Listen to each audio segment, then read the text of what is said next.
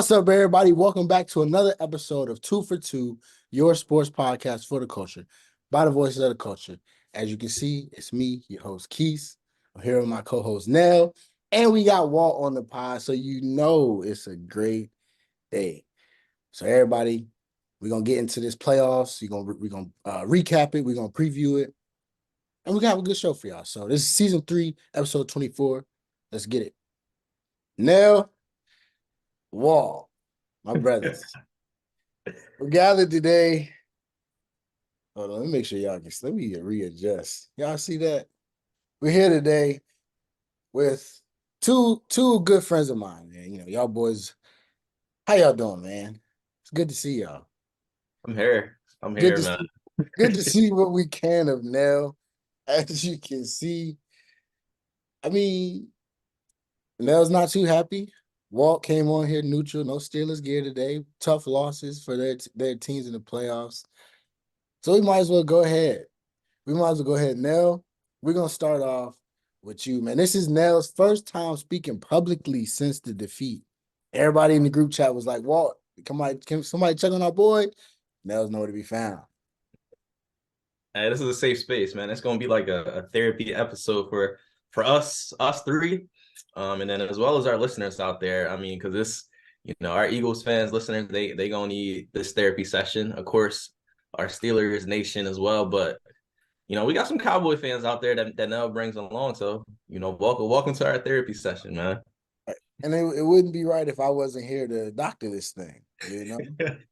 I bring good positive energy to whatever y'all have going on. So we're going to get right into it. The Dallas Cowboys, undefeated at home. Nell had the script. It was perfect. They got a weak Packers team. Jordan Love ain't no good, Nell said. Easy dub. Only in Jerry's world would that not be true. Dallas loses. First round exit.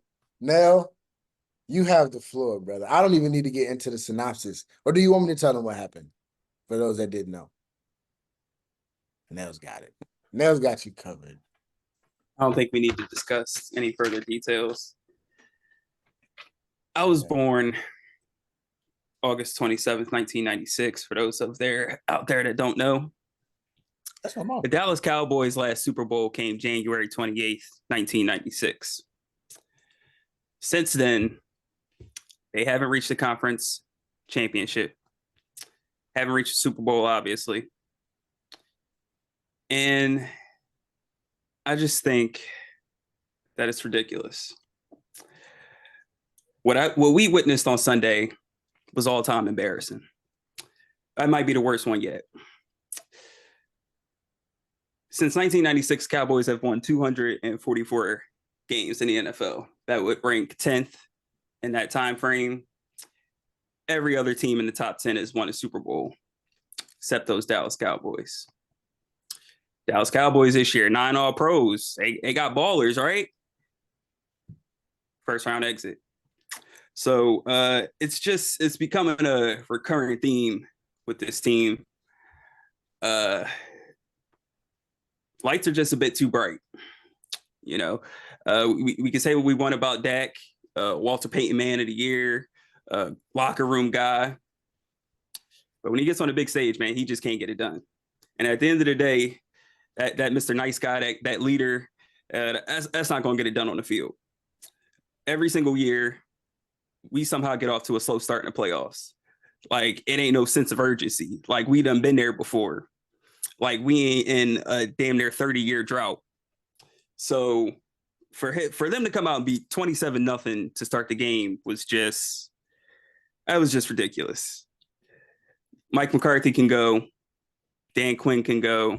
He can take Micah Parsons with him too. The Lion is always hungry until we get to December and January. Then all of a sudden he's full and he can't get to the quarterback. He was getting I got a couple stats here for y'all.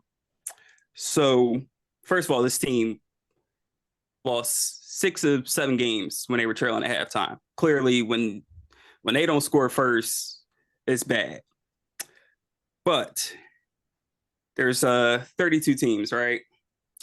There have been since the Cowboys last made it to the NFC Championship, 26 teams have been to a conference finals, conference championship, other than Dallas Cowboys. Some of those teams include the Titans, the Jets, the Bengals, the freaking Bears, and the Chargers. Even somehow the Chargers made it to an AFC championship, and the Cowboys haven't been to one.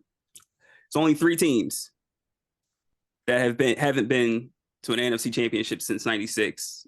Obviously, longer for some of these teams. Anybody want to take a guess? Obviously, you know the Cowboys is in there. Jaguars. NFC team. Panthers.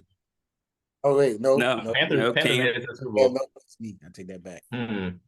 We got the Lions, who got a pretty good chance of breaking that, this weekend, and then the Washington Commanders. That's the company we in right now. So we are just allergic to prosperity. The brights get too light, the lights get too bright, and we just can't get it done. So, people try to tell me I was a little too hard on Dak. Walt yourself tried to tell me he could be a Super Bowl caliber quarterback. I just don't see it. Every time we get into the playoffs, 12 points against San Fran, 17 points against San Fran. What do you have? He scored 17 points in his one playoff win against Seattle. Well, he has 2, and I mean, Quis, you can attest to this. That Bucs team was no good. They was lucky to make the playoffs. Happy to be there. And even then, because of Dak's resume, there were people going, "Hey, Bucs might get this one." Now he did his job. He went in there and win, but then you got the performance that you have against San Fran the next game. Just always coming out the slow starts, down 21-3 to Green Bay the first year. It's just not much I can say, man. That was all time embarrassing. And I know Jerry Jones, once he builds a relationship with you, it's tough for him to let go, but he's got to let that go. He's just proven that he's just not that guy when the lights are the brightest. And that's all I got to say about that, man. It's a tough one. So what's next? Like you can't move the franchise quarterback. I mean, I think Dak is going to stay. I mean, I think he's still, as bad as he has looked in the playoffs, as bad as his history has been, there's still not 10 quarterbacks better than Dak Prescott. That's the only thing. So until we get to the playoffs. And then you could probably find 10 to 15 that you'd rather have. Baker probably wins that game yesterday. I know, probably. He won. There's 5 times he's made the playoffs with a top 5 offense.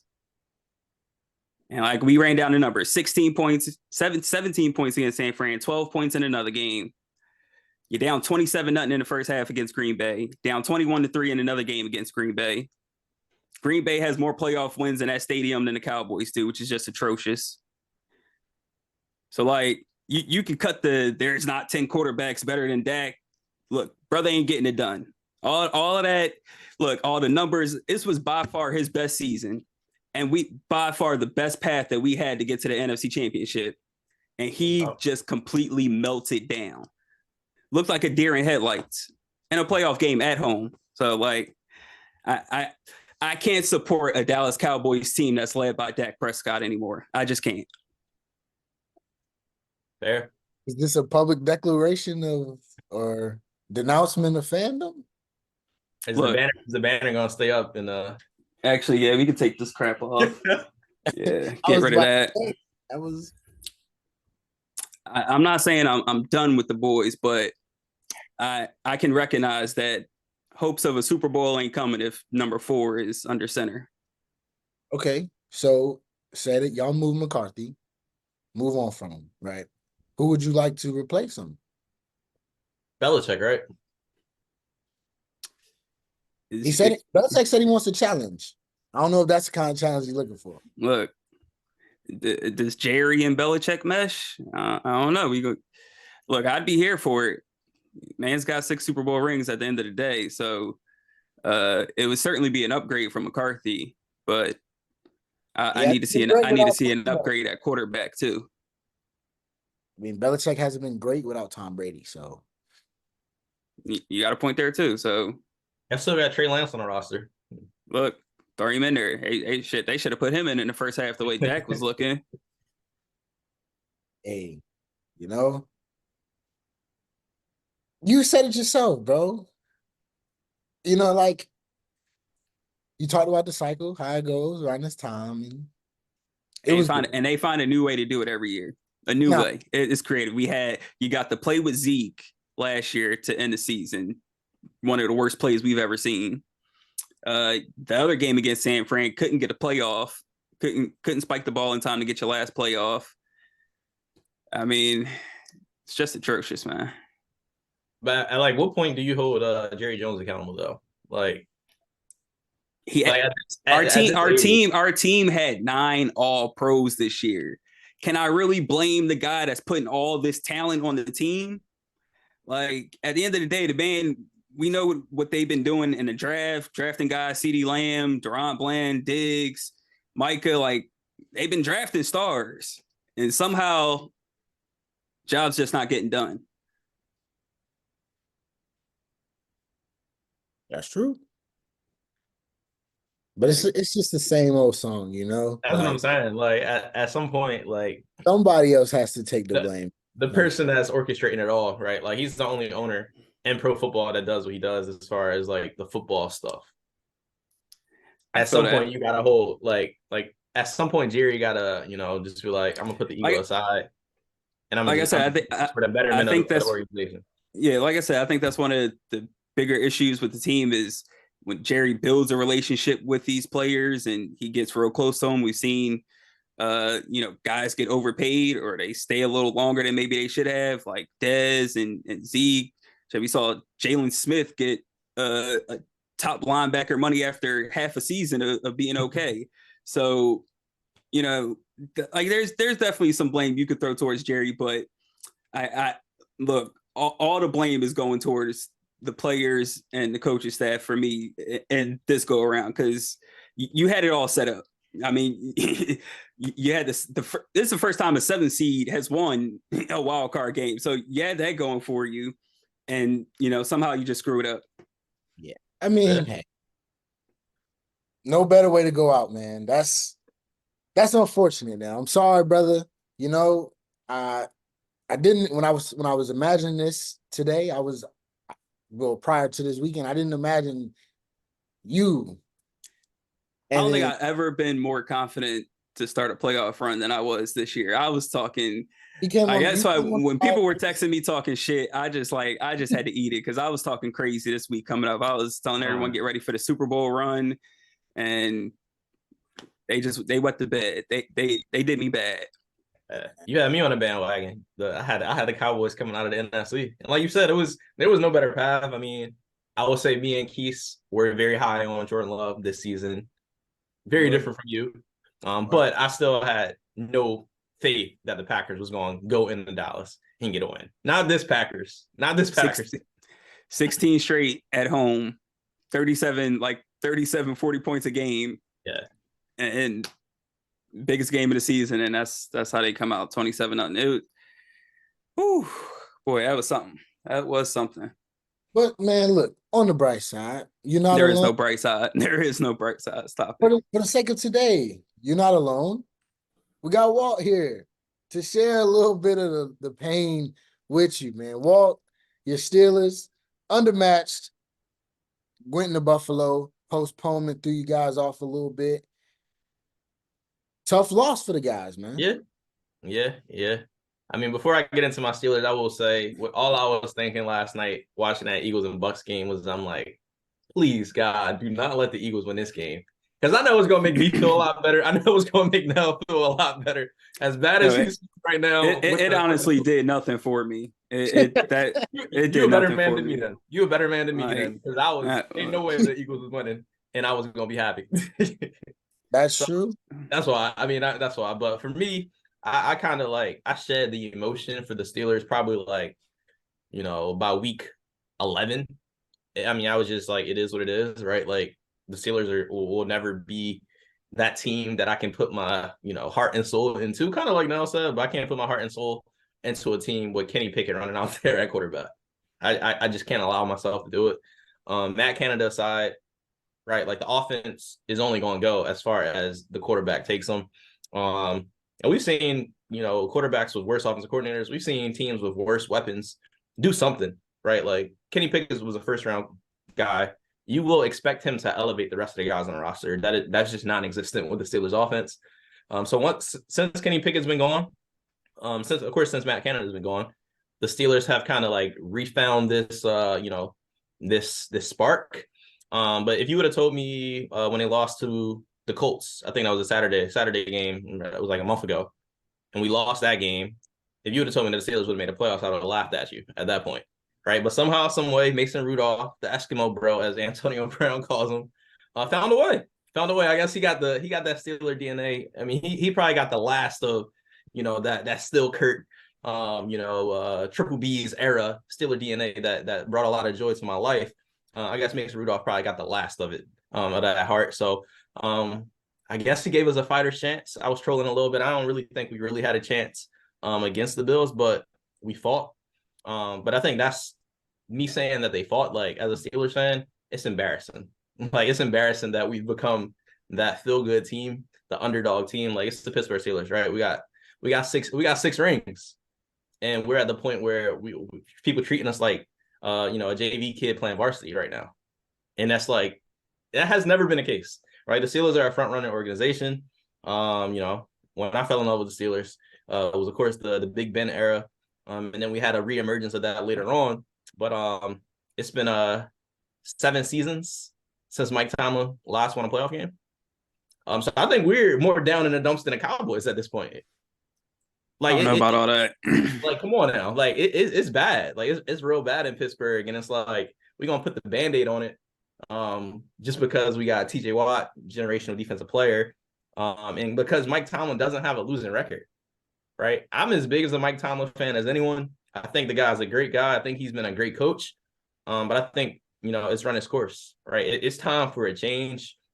Not going to happen this year because apparently Mike Tomlin told the team today that he'll be back for 2024 with 1 year left on his contract. So, like Jerry, the Rooneys are a very, very, family oriented, ownership group. They are about the organization. They do things the right way. We only had 3 head coaches in a modern era. No team is even, we're the only team that's even remotely close to that. Right. But at some point, if you truly care about winning, which I'm at the point where I don't know. Right. Like, at this point, they're just putting fans in the seats because they know that they can do that. But like Mike Tomlin, I don't know if he's the guy anymore. And I've been using this example, and maybe I'm just trying to get myself to believe that. And hopefully, once this happens, we can draft a generational quarterback like a Patrick Mahomes. But I feel like we're at the point where the Eagles were with Andy Reid. Goes to the NFC Championship damn near every other year for so long, even get to a Super Bowl, but don't win that. Mike Tomlin has a Super Bowl on his resume very, very early in his career. But since then, we've just been in the playoffs if we make the playoffs, but don't win any playoff games. So it's like there's no spark in the organization. Everything is very, very vanilla. The offense is very mid and has been mid for quite some time, probably since AB and Le'Veon Bell were at their prime. We had the one fluke season when Ben just had a career year in his late 30s. I think it was like 14-0, something like that, and then lost to Washington, then get embarrassed in the playoffs, right? So it was just like there's no spark left. Kenny Pickett's clearly not the guy because the 3rd string quarterback on your roster, your team looked the best, right? So you waste the 1st round pick on that, and then we were talking about it in the group chat. Steelers would never have a top 5 pick, right? They will never have that range to draft a generational quarterback unless you get lucky again, like the Chiefs did. When idiots drafted Mitch Trubisky over a guy like Patrick Mahomes and Deshaun Watson. But unless the Steelers just say, we going to just tank and not be competitive at all, we're not getting a franchise quarterback that way.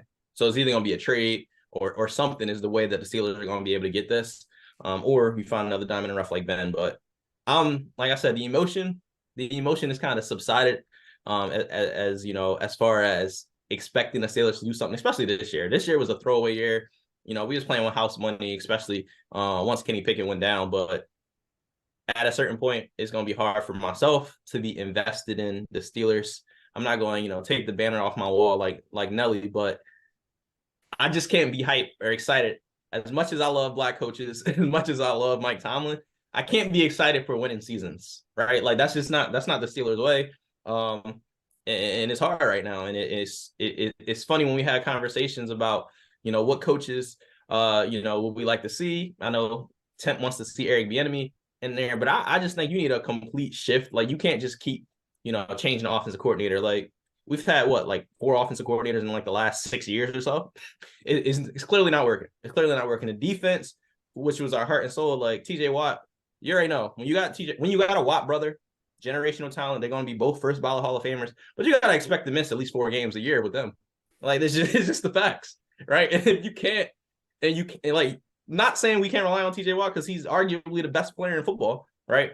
But you got to know coming into a playoff game, everybody else gonna have to up their game. Nobody did. It was the worst display of tackling I've seen. I mean, it was all season. You can't stop a team. The Buffalo Bills just ran the ball down our throats.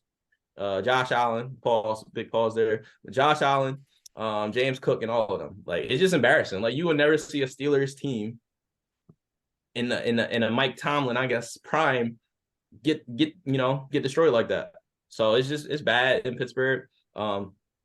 Maybe need a young guy in there that'll change some stuff up, but it's looking real bad, and I'm over the putting a Band-Aid on it. But the Eagles loss last night did make me feel a lot better. So like I said before, Nell, you're a better man than me. But it's some more heartbroken fans because at least I know, like I said, we was playing one team's failure doesn't trump my team. So I guess my team been down for so long, bro. I'm trying to get whatever we can. I just wanted to take somebody down with him, man. That's all right. That's got, and that's okay. I don't know what's next for the Steelers. I mean, like you said, you're probably not in the territory to get a young quarterback. There's been rumblings like, would you be interested in a Russell Wilson? For a season, see how that goes. I personally, at this point, I would. That would be interesting. Just because, I mean, I think Deontay Johnson, showing some flashes this year, even though he, had the drops in the past, but he's showing some flashes. George Pickens is clearly a wide receiver 1. Freiermuth has been a solid tight end when healthy. The run game, we got 2 young running backs. I think now Najee Harris, we'll see if he gets the second contract, but Jaylen Warren, I think, is a starter in this league. So like we got pieces there. The offensive line came together well. There was play calling and quarterback, honestly, and Kenny Pickett's clearly not the guy. Mason Rudolph, as good as he played the last few weeks, I don't think you want him running out, the tunnel as your guy. He started the season as a 3rd string quarterback for a reason. We saw the Josh Dobbs Linsanity run, so I think Mason Rudolph is going to come back down to earth at some point as well. That's why I feel like you got to cut my guy Tomlin some slack. Like let him cook with a better than average QB, and then let's see what he can do. We've been saying that since I feel Ben. it. I feel it. We said that when Ben was on the second part of his career. So I'm just like, I think at some point you need shake up in the organization. Like that's just what sometimes it's just time for a new voice. I feel you. Yeah, and that's where we're at. We look at the teams that have been winning lately. It's been head coaches that haven't been there for that long. So and younger guys. So other than I am kind of liking this vibe with the younger coaches. We might need one of them. Yeah, one of them innovators. We keep bringing these old dudes back doing the same old shit. It just ain't getting us nowhere. Yeah, that's how it is, man. It's all right, because we got to win to celebrate, man. We can celebrate something joyous together right now, us 3. Next game we got to discuss. Them Tampa Bay Buccaneers defeat and put everybody out of the misery of the Philadelphia Eagles. Jalen Hurts' season is over. Nick Sirianni's job is being called for. Jason Kelce retired. They was throwing popcorn on my man. Y'all seen that? Wow. Big Dom couldn't stop that. So, hey, the destruction that was the Philadelphia Eagles, we saw them. They were what, 10-0 at one point? Was it 10-0, I think? 10-1. 10-1. 10-1. And it looked great. And it all went downhill. Bad loss after bad loss after bad loss. And then finally, playoff game, no A.J. Brown. You're walking into Tampa a spot that Philadelphia fans figure you should be able to walk into. You know? And what happened, Nell? I don't know, because I stopped watching football around 6 o'clock on Sunday. I'll tell you what happened. I'm sure you will. Buccaneers and Baker Mayfield hold it down. And we walk them boys out of there, man. I'll let y'all, I talked enough. I've said enough to a lot of people. Am I happy? Of course. I have the robe on. I told you now, I've been waiting to wear this robe all year. I was gonna wear this robe the first time the Bucs and Eagles played, but we lost. And I told Nell, I said, I can't wear the robe just because we make the playoffs, because if we lose, like, that was no fun. But I was like, if I beat the Eagles, we beat the Eagles and the robe comes out, that'd be perfect. Here we are. Were you surprised? Like, be honest. Like, hell yeah. All right. All right. Hell, man, look. I'm not as delusional as I may seem. Bro, no AJ Brown. That was an easy. No, that was an easy win. Stop Same it. Bucs team that just Stop beat the it. Panthers 9-0. I get it, but come on, man. I mean, we've seen what that pass defense been looking like. Hey, the Cardinals ripped them up. So like Baker with Mike Evans and Chris Godwin, it wasn't them. It wasn't even them. That's the crazy part. Everybody getting off. Hey, look, I was surprised because as I've said before, like, the Buccaneers are pretty inconsistent week to week. It's very rare that like our offense plays well and the defense plays well, or our offense plays well consistently. But I will say, I did know very early into the game what kind of game it was going to be. When I knew our first drive, we threw the ball 3 times. First 3 plays of the games, we threw the ball. I was like, oh shit, we might be coming to play tonight. And I mean, because the Bucs pattern was we want to run, we want to establish the run, even though we can't run. So we're gonna run on first down. Shoot, we're gonna run on second down, and we'll see what's happening on third. And it's like, you don't get your quarterback in a rhythm. But what I think we did very well was we got Baker in a rhythm early. He's hitting short intermediate passes, getting them out of the pocket, letting them run. I mean, he threw for 300 yards, 3 touchdowns, first Buccaneer quarterback ever in the playoffs. And we had Tom Brady. Brady did throw for 300, he didn't have 3 touchdowns. So, I mean, with considering the Jalen Hurts finger injury and all that too, which was, I mean, I figured it would be competitive. Did I think we would beat them, 32-8, 32-9, or whatever? Like, I didn't remember the score. I was having a good time. I didn't expect that. Yeah, score got a little out of hand, but I don't know. The vibes were just so low in Philly heading into this game.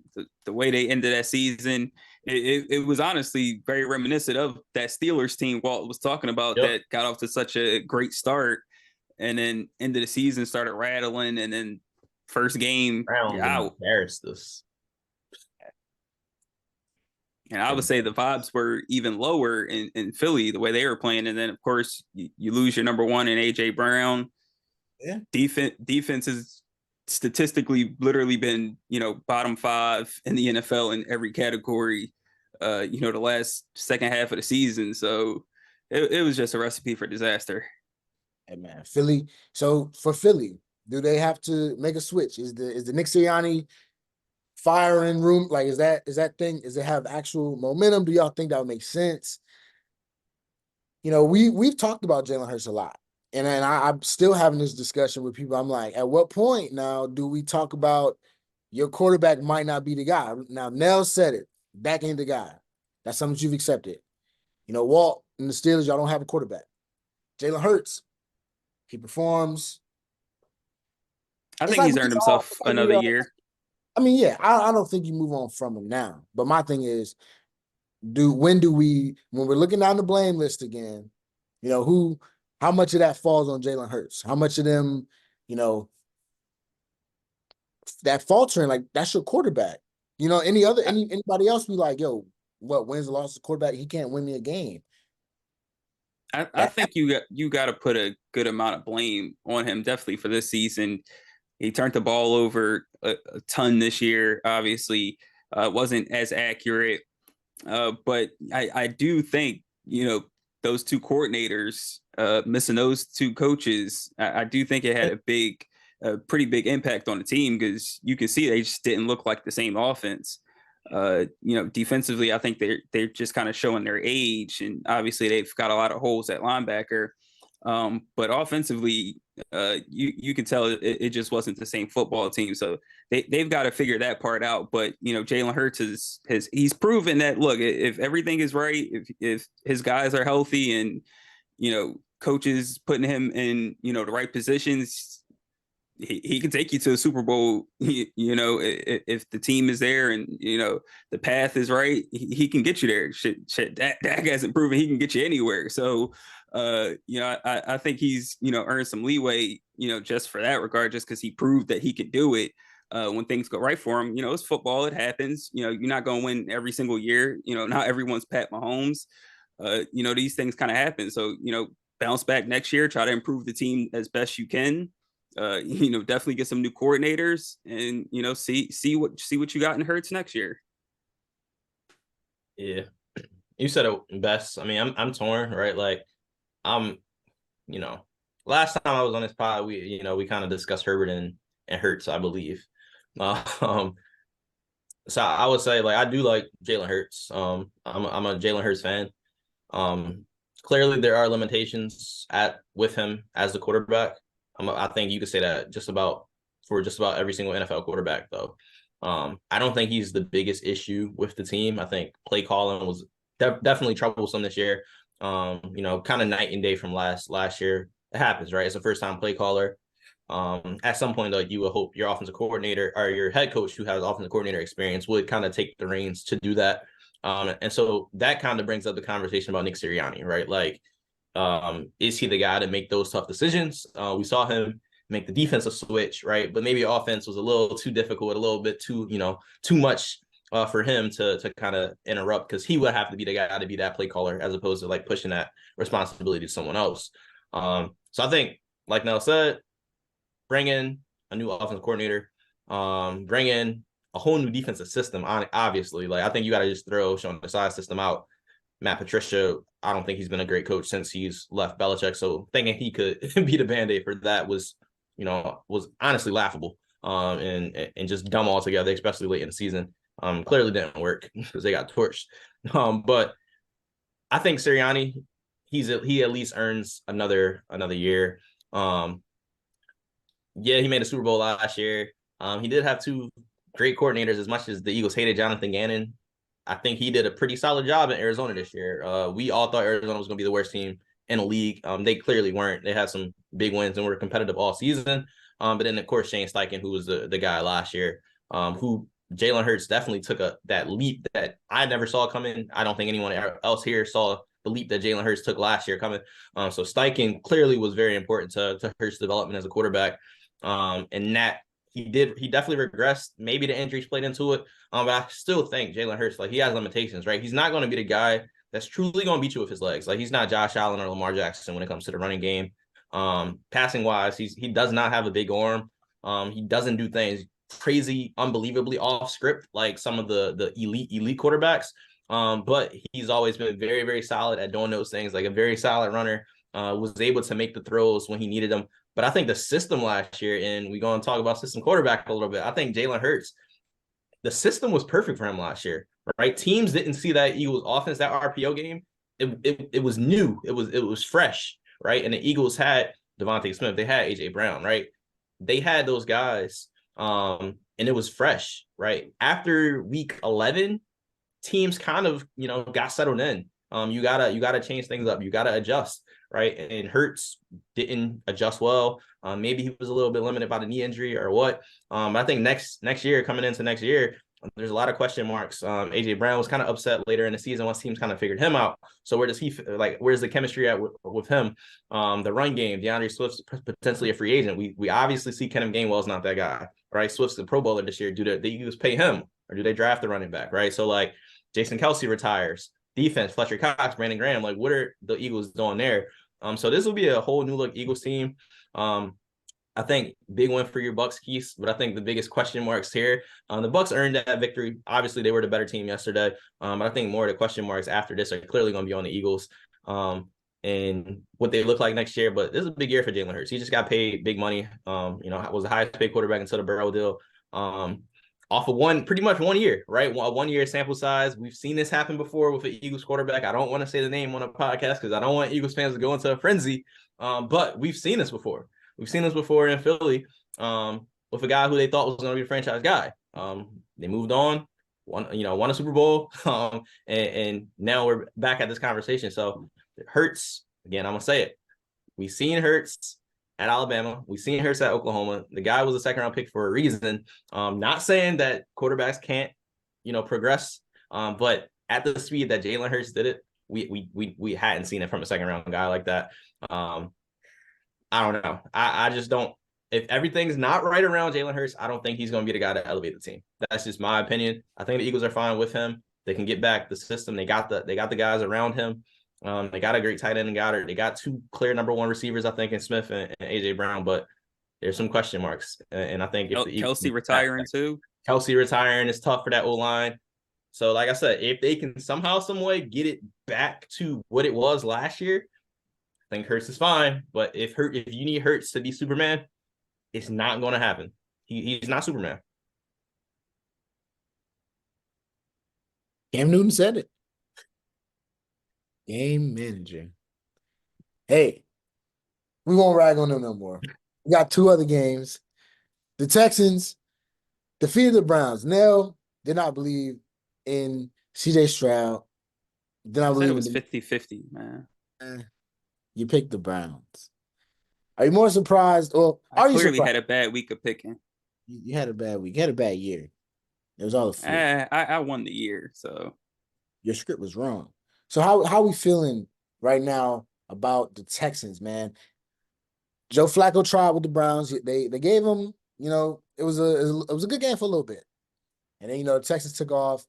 Nico Collins, wide receiver 1, easy. CJ Stroud he's a great quarterback, man. He's legit. So, excuse me. Can the Texans really do something? Like, is that just is this a one hit wonder? Do you think they can? I mean, they're building something great for sure down there in Houston. I mean, the defense was great. You got a bunch of young guys. Will Anderson had a good game. So I mean, they got a bunch of studs, led by CJ, who's proven to definitely be a cornerstone guy. You got your coach in D'Amico, who's just brought so much energy and enthusiasm and competitiveness to that team. So sky's the limit for them in the future, but they're running up against Lamar and them boys, and I think this time around Lamar is going to be ready for the challenge. All right, so we'll have to see, man. The Texans, big win overall. Defense looks great, man. Shout out to Miko Ryans. The black coaches, another young coach. We talking about that coaching carousel and seeing what route teams take. We see immediate success, man. What can happen, to Walt's point, when you get a chance to get that top 5 pick and get that quarterback, you can see how fast that can change. But we had another game that we were really excited about. Chiefs, Dolphins, cold weather, Tyreek Hill and Tua coming the Arrowhead, see the Grim Reaper. Dolphins had no shot. Yeah. I mean, if you look at the weather forecast, there was zero chance that it was like 0 degrees, and it was 0 chance that the Dolphins were going to win that game. I mean, they had no shot. Like, I think the Dolphins, more than any other team, them folding down a stretch of the season cost them their season, because they needed home field advantage in the playoffs, at least for that first round matchup, because it was a wrap after that. Once they got that wild card, it was no way they was going to go into Baltimore and get a win. There was no way they was going to go into Buffalo or Kansas City and get a win. Those are the facts. That team retool. I think Tua proved enough this year. But there are some question marks with Miami. They were the feel good team of the early season.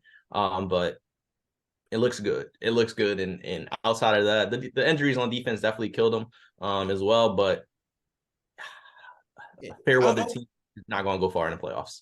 I was gonna say, you said retool. Like, what can they do? Because now it's like, all right, all year we're wondering, like, are they one of those teams? Like, do they actually have it? We see them pop off, and it's like, okay, but it's like, all right, we see right now, like, they're not there yet. I don't know if is it a situation where they're missing a piece? Like, I can't really imagine, because it's like, You got those guys on the outside. Your run game's fine. You got a decent quarterback. You got 2 all-pro corners, essentially. So the defense got some pass rushers, Jalen Phillips, all those guys. I know that he got hurt, but like what is it? What's gonna take the Dolphins from like, cool team, cool to get behind, nice coach, cool dudes, whatever, but are they really gonna win a championship? Can we talk about them like we talk about the Chiefs, like we talking about the Bills now? You know what I'm saying? Like the Niners. I mean, I think defensively, Chubb and Phillips are like the cornerstones of the defense. Like as great as Jalen Ramsey is, like I mean, I think we've seen in the last few years. I still don't think he's that lockdown corner that he once was to take off like one side of the field, right? I still think he's really solid. Their safeties are as good as you have in a league, with Holland, but linebackers are questionable, and then the D line, really like when you're playing in the AFC, especially the AFC East, not the same, but you still got the Bills there. If the Jets ever come back, like that's just gonna be a dogfight of a division. So this year was a year, right? The Jets were down, the Patriots were down. So this was clearly the year for the Dolphins, right? This was the year. Bills were down for the first half. Bills were down, exactly. So this was the Dolphins' year. So I think defensively, right, like once it gets colder and once the offense is not going to put up those points like they were early on in the season, you got to win those gritty games. Their offense, like their identity, yeah, they're flashy and they're speedy. But they still had, one of the best rushing attacks in the league this year. Like Raheem Mostert was incredible this year. A-Chain is a beast. Jeff Wilson, right? Like, so this team, right, they are built off of the speed of Tyreek Hill, and the accuracy of Tua and the speed of Waddle, but like they're a smash mouth running football team. They're going to run the ball, and they did that pretty well most of the season. But defensively, still some question marks there. The verdict is still out, and if Tua is like a franchise guy, but again, like the quarterback conversation, I think he's better than most.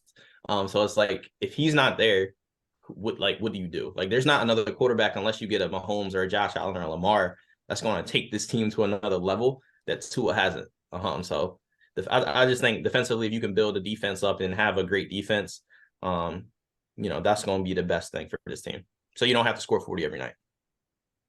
More question marks for the Dolphins, man. I can say the Chiefs, they might have a wide receiver 1 over there, Rashee Rice, looking real good.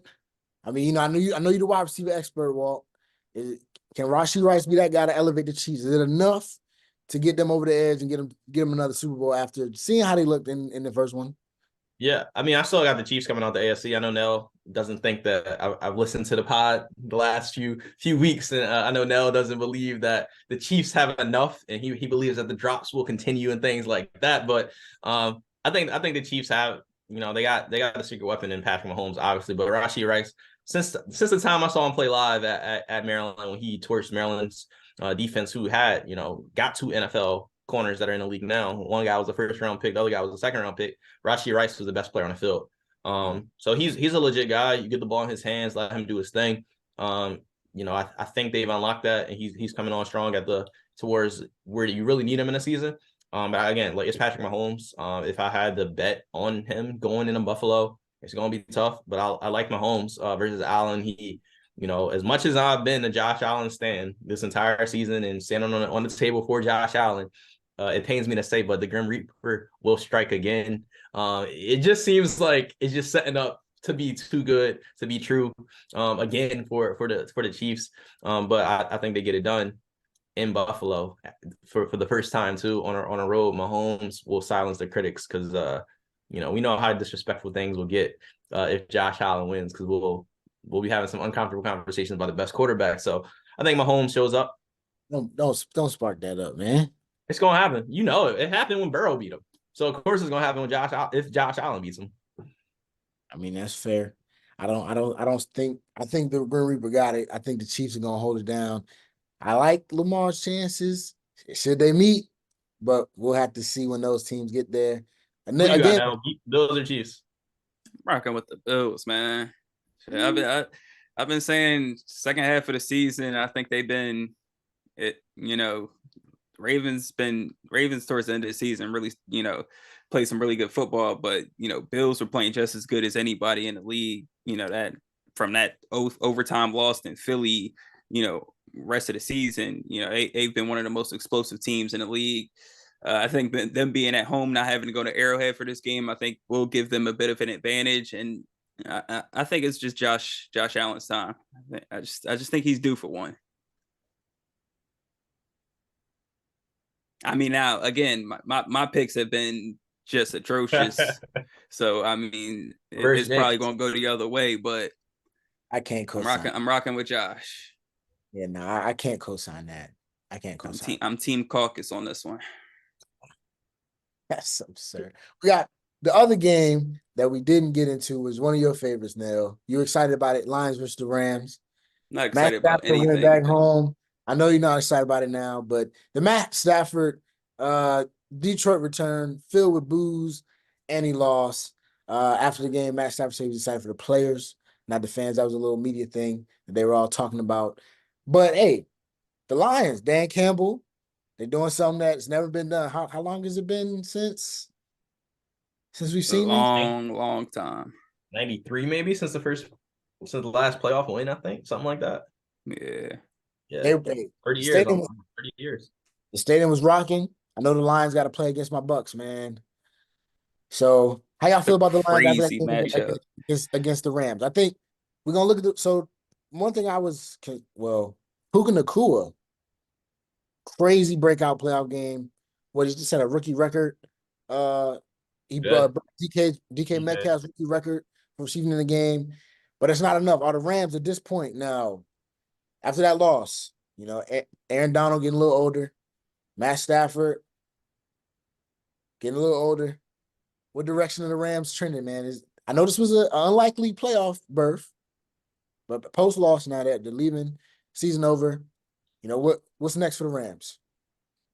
I mean, look, you keep adding to that defense. You got the weapons. I mean, you had a breakout running back, Pro Bowler this year, Kyron Williams. Oh. You got Puka and Cooper Kupp.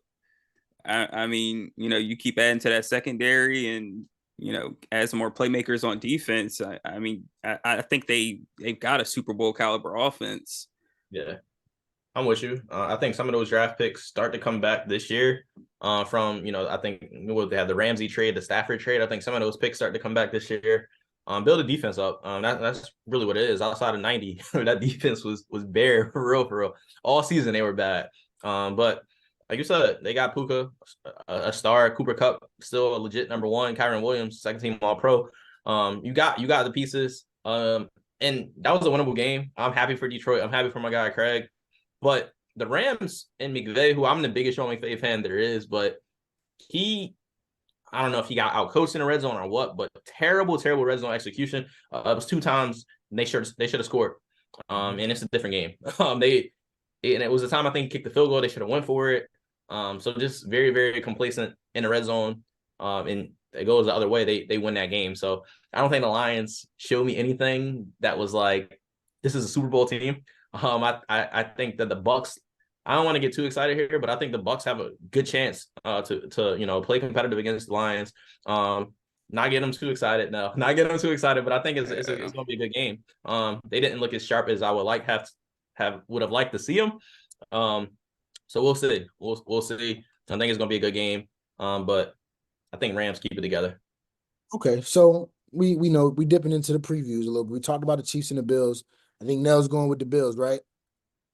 That's what you said officially, Walt. Yeah, I'm going with Chiefs. I will never bet against Patrick Mahomes in the playoffs ever. So that's 2 for the Chiefs, 1 for the Bills. I'm gonna let you know now. Last week, you got a lot wrong. Care about last week, man. The Cowboys. You picked the Rams. You picked the Browns. You picked the Eagles. Rough week for you. Just throwing that out there. Bucs Lions. We touched on it a little bit. I should have took this episode off. No. Never do that. I'm about to turn this shit off the way you talking to me. Like I ain't do nothing to you. No. I'm putting my bag back on, dog. This is fucking embarrassing. Hey man, the Bucs going to Detroit. What do they have to do? What do my boys have to do to pull this one out, Walt? Just gotta show up, man. Gotta show up offensively. Come out with the same energy I came with. Be the aggressor. Honestly, I think that's the key. who was it? Caleb Canales or something like that. That's the offensive coordinator. Some Dave Canales. Dave Yeah. Canales, yeah. But he came out aggressive. I think a lot of games this season with the Bucs, I think it was a very, very vanilla offense. Not nothing creative in a run game. Like I think if you be the aggressor, here you got Evans, you got Gowan, you got the young guys, out wide that had a great game. I think you got a good chance. I really do. Offensively, you know what you're gonna get. Got to stop Amon St. Brown. He's the guy. And then gotta neutralize the run game in some way. But hey, I think the Eagles, as bad as the play calling was, right? The Eagles have those guys on offense, and I think the Bucs had a great game plan. Holding 9 points. So Lions didn't look sharp. Goff played okay. He didn't do anything unbelievable. The run game was just okay. I think the Bucs, like I said, I think they have a good chance. I guess the deciding factor will be that Detroit crowd who, if you hear everybody on there, they said it sounded as loud as they've ever heard in an NFL game. So I don't know if Baker will get rattled.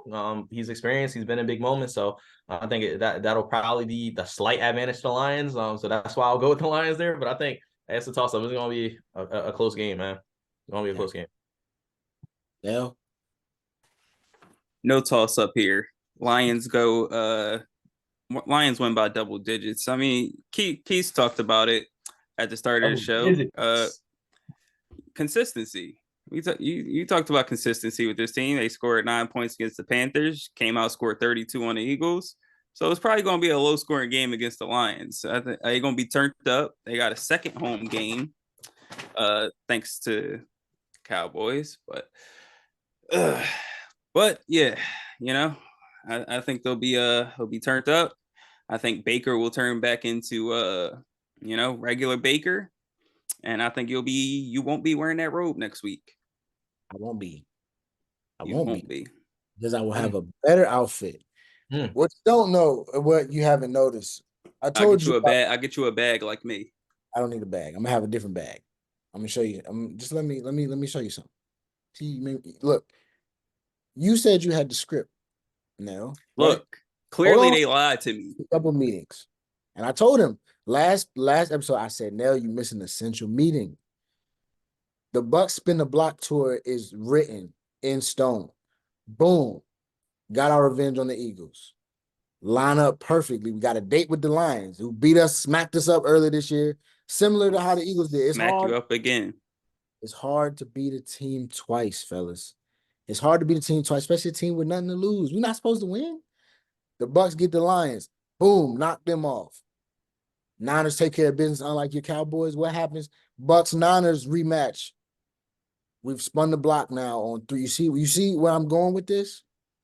Bucs go into Detroit. The moment will not be too big. We're going to blitz. Jared Goff's pretty good against the blitz, but, at the end of the day, we played him earlier. We tried not to blitz him, and we got killed anyway. So I expect Todd to be more aggressive, keep that aggressive nature. Baker will make enough plays. We won this game against the Eagles without too much Mike Evans. Chris Godwin called a crazy touchdown at the end. Baker just threw that thing up there. We didn't even need to use him. But I think Rachaad White has a good game running the ball. I think we get one turnover, and that'll be enough for us to win the game. So y'all can take the Lions, man. I expected that from y'all. But my Buccaneers will take care of business, and I'll be on here with more than the road. I don't know. We might not be able to. We might not be able to have a pod if we win this next one. That's all I'm gonna say. Y'all not gonna want to be on that one with me. So, that's where I'm gonna go. But we don't talk too much about my team, man. We're gonna go down. Niners Packers. Nell, are you a believer yet? I do not care about this game. Don't ask me about it. Niners by 50. Sheesh. That's rough. You see, that's crazy. No. Matt LaFleur been there, man. He knows how to call the game. This is gonna be another, to me. I mean, the Niners are gonna win, but don't talk to me about the Packers, man. That's all right. It gets better though. Well, I'll keep it short and sweet on this one. I think the Niners win. I think Packers come out with some energy. I think Niners are that heavyweight team though. That wear them out. You know what I mean? A few jabs and they'll have a knockout punch at some point. So I'll go with the Niners. Yeah, that's I hard think to the bet. Niners come out and show why the Cowboys were so embarrassing. Okay. Ooh, I understand that. I know that feeling. That's okay. And our last game of the week, Nell. Walt, my my new AFC favorite, the Baltimore Ravens, going against the young gun CJ Stroud, who was one of my he's probably like the second Ohio State player that I've like actually kind of rooted for in after college, like ever. Uh he cool, you know what I'm saying? So we like D'Amico Ryans a lot. This might be the year of the Harbaughs, right? You know, since Nell messed up our Michigan and Cowboys thing, we can go back to the Harbaugh train. Let's go to year of the Harbaughs here, unless we just want to go full out Marquise sweep, and that's perfectly fine. But Ravens, Texans, do the Texans have enough to defeat the Ravens? Come into Baltimore and win this game. I'm gonna say no. I think the Ravens. I think Lamar is ready. He's heard all the talk about his lack of playoff success. Whether he was truly the MVP this year. So I think he's going to take all that to heart, and I think he's going to come out and he's going to be ready to prove some doubters wrong. He's been on that tour all season, and even though CJ Stroud has been on a roll and playing some great football, and they're young and exciting and hungry, I think Baltimore is they're going to be ready. They got a veteran core there, well coached. They've been there before, and they haven't had the success that they wanted to, and I'm sure they haven't forgotten that. So I think they're going to come out, especially at home, and be ready and jump on the Texans early. Well, I'll put on a villain hat for this one, I guess. I'm going with the Texans with the upset. Okay. I'm going with Texans with the upset. I mean, look, I've been iffy on the Ravens all year, so it wouldn't surprise me. But yeah, I'm drinking. Lamar got to take out the young buck. Yeah, I'm drinking a D'Amico Ryans Kool-Aid. And I think CJ Stroud is just ready for the moment. I think he's shown time and time again that he's a big time player. He takes care of the football. I think that's the biggest thing for young quarterbacks. He's done a great job of that this season. Their offensive line is pretty good, right? Like that Browns defense was great all year. Larry Tunsil. I saw some. I don't love PFF, but they showed a good stat. Tunsil has been the best offensive lineman that face Myles Garrett by like a huge stretch. It was crazy, like how good he's been against Myles Garrett. And they neutralized the pass rush. Defense really didn't seem to bother or speed up CJ Stroud at all. The offense has been flowing with Quis's, Michigan guy, Nico Collins, who we laughed at, number one receiver. But he's balling right now. I would like the Texans a lot more if Tank Dell was there. Unfortunately, he's still out, but the run game has been okay this season. Schultz, you got Dalton Schultz over there, so you got some guys for the Texans. I think they get it done. Ravens offense, we haven't seen it. We just haven't seen it. They still scare me with their receivers. Like they don't have receivers. We'll see if Mark Andrews plays. Maybe not. But their receivers just they don't do it for me. And the Texans secondary is as good as it gets. With my favorite defensive player, Jalen Petrie, Derek Stingley has been played at an All-Pro level this season. So, hey, I think it's gonna be an ugly game. I think it's probably gonna be more low scoring than we would like to see as offensive fans. But I like the Texans to figure it out. So I'll be the villain. Yeah, man, that's upsetting. Not surprised though. I expected that world for you, Walt. I really did. The Texans started off their season this year with a 25-9 loss over in that stadium, a little that way. And I think that's unfortunately where they're going to end their season as well. Kind of to Nell's point, I think Lamar and them have a different kind of hunger. They got the Ravens, like Nell is saying, I still haven't been, I haven't been too high on the Ravens, but blah, blah, blah, blah. Like, that's all we've been hearing regardless. Ravens win. Damn, the Ravens kind of nice. Next week, it's the Ravens. They up and down now. They winning. They got Lamar, blah, blah, blah. I just think, is that year's that time for these guys, for Lamar. All the, we're talking about destiny, right? All the contract stuff they got handled. Everybody thought he was going to lead the Ravens in the offseason. He comes back to the Ravens, earned his money, shows why he earned it. And, this is just another game that's in the way. and I think the Ravens will handle it. I think they have enough guys at receiver that will make enough plays. Odell will make a play when you need him. Zay Flowers has proven he'll make a play when you need him. Rashad Bateman's fine. I do think Mark Andrews coming back. And if he does, and even if he doesn't come back, Isaiah Likely has proven to be a very big weapon that he's going to get himself paid this offseason. So I think the Ravens have a lot. Like I would like the Texans a little bit more if Tank Dell was playing. I agree with you there, Walt. I really would. I think it will be a low scoring game. I think it'll be one of those games where both quarterbacks might turn the ball over on one time. We never know. Excuse me. So I'm going with the Ravens. We're gonna have to leave you by yourself on that one, Walt. I do like, I like the angle that you took, man. And hey, would I be upset? Probably not. I like D'Amico Ryans in the Texans. It'd be a cool story. Continue to see where they go. It's a little Cinderella, a good, like I said earlier, another good point for those. You get that quarterback, you get the right guy. Who a franchise quarterback is, what it looks like, and how they really change your team versus a guy that you might draft. And it's like, oh, development of it. Like there's guys now that coming into the league and they're ready to play from day one. And CJ Stroud's one of those guys. So, hey, one thing I'll say before we close out is that week off. I think for some teams it helps. For others, I see what you're saying. And we've seen in the past, and this will hasn't been too kind. So this will be Ravens. 2 weeks, right? 2 complete weeks off, right, for the Ravens starters, because Lamar and them didn't play against the Steelers week 17, and it's another week, right? So, hey, maybe you get some guys back in terms of freshness and things like that, so you may have fresh legs, but the crispness of the offense, I think, will kind of, not be the same.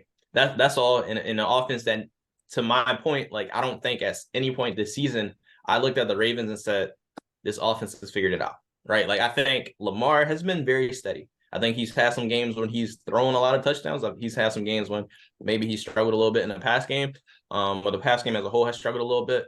Run game, I think they found some spark here and there, but it still hasn't been anything crazy impressive about the Ravens offense.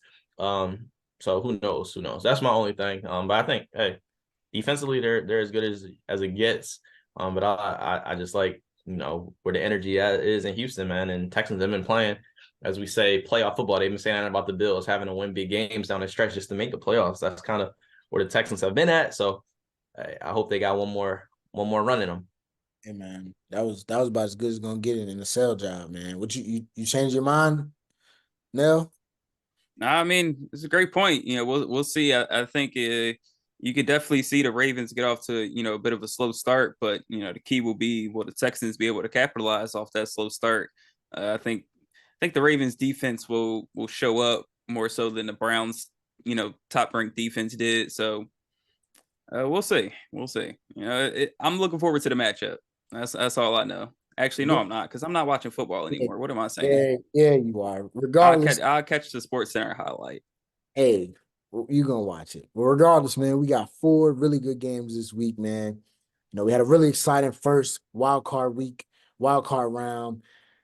I came out victorious. My boys didn't, but we all still here, man. All right, we get it, man. The Bucs won a game. Damn. Take it all in. Thank you. Hey, what about Harbaugh, though? What about Harbaugh? Don't do that. Don't do that. You about to make the episode about to get extended. Look, man, Harbaugh will be back in Michigan. Don't listen to the noise. Kill the noise. Kill the noise. Kill the noise. But that's gonna do it, man. Walt, my brother, I appreciate you always coming on here. Whenever your seat is always open. Whenever you want to come back, man, we love to have you on here. Nell, my brother, I appreciate you being a stand-up guy. That's a testament to you right there, man. To come on here, real close to calling it a day and taking a nice 3-week vacation. But I want people to know. Nell didn't talk to me either. Nell didn't talk to me either after the game. He didn't talk to me much about the Bucs game.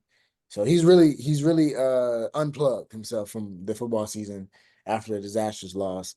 But as always, man, we appreciate y'all rocking with us. Follow us on IG, Twitter. Subscribe to the YouTube at 2for2 Pod. My boy Walt is doing great things on that side. Show love to the post. Interact with us. Everything that you can share, comment, Send it to your family group chat, man. But as always, 2 for 2, that's going to do it for us. Season 3, episode 24. We out.